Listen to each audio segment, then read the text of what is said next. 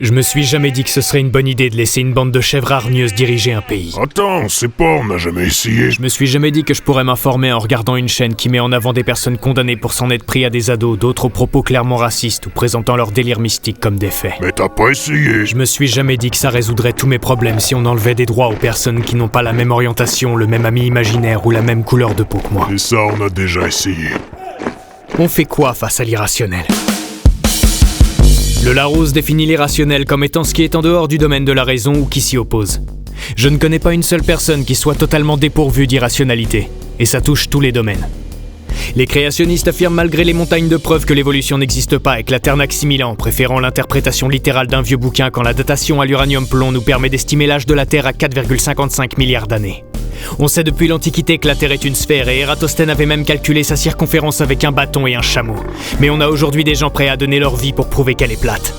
La médecine fondée sur les preuves sauve chaque jour un nombre incalculable de personnes, mais certains préfèrent croire des charlatans qui leur vendront des billes de sucre à des prix indécents, des gourous qui les détourneront de leur traitement en leur disant que seul un mec mort sur une croix il y a plus de 2000 ans pourra les sauver, ou des fétichistes qui leur promettront de soigner leur pancréas en leur tripotant les pieds.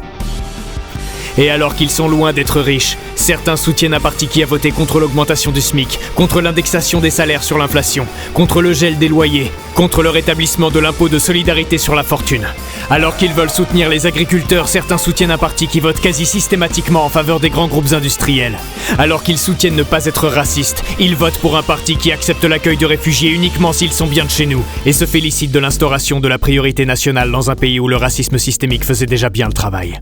Alors qu'ils se disent pour la laïcité, ils votent pour un parti qui voudrait imposer ses symboles religieux partout et interdire à des femmes de s'habiller comme elles le souhaitent. Alors qu'ils se disent pour le droit des femmes, ils soutiennent un parti antiféministe qui considère les violences conjugales comme un conflit de voisinage dont la police ne devrait pas se préoccuper. Alors qu'ils se disent préoccupés par l'environnement, ils votent pour un parti climato-sceptique et anti-écologique. Alors qu'ils rejettent toute accusation d'homophobie, ils soutiennent un parti qui vote contre la protection des personnes LGBTQIA+.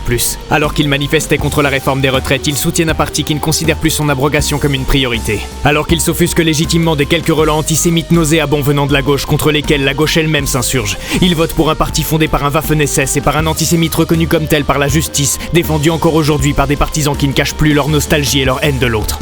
La gauche n'est pas parfaite, et il ne s'agit pas de fermer les yeux sur un antisémitisme encore structurel en France. Mais le Front Populaire est soutenu par le collectif juif décolonial Tzedek, par l'Union juive française pour la paix, par le Golem qui rassemble des juifs et des non-juifs des gauches antiracistes unis dans la lutte contre l'antisémitisme, et par les juifs et juives révolutionnaires du JJR. Alors qu'il fêtait le 80e anniversaire du débarquement qui a libéré la France, il vote aujourd'hui pour un parti qui partage les mêmes valeurs qu'un occupant qui a fait tant de victimes. Non mais arrête, t'exagères, c'est pas exactement les mêmes, ils parlent même pas allemand ceux-là, ça vaut peut-être le coup d'essayer. Quand on a pu observer ce qui arrive à un agneau enfermé dans une cage remplie de chacals, a-t-on vraiment besoin de réitérer l'expérience avec une meute de hyènes pour savoir ce qui va se passer ? Alors qu'ils se disent humanistes, ils votent pour un parti dont le projet est d'augmenter le nombre d'enfants au fond de la Méditerranée. Il peut paraître vain de vouloir lutter contre la montée du fascisme orchestré par un gouvernement qui a prouvé sa domination médiatique, et quand une pensée réellement contraire à son récit truffé de vérités alternatives n'a sa place que dans quelques théâtres élitistes, une littérature réservée aux initiés déjà convaincus, ou dans des vidéos enfermées dans des bulles informationnelles qui feront quelques milliers de vues quand un âne qui pète en fera des millions.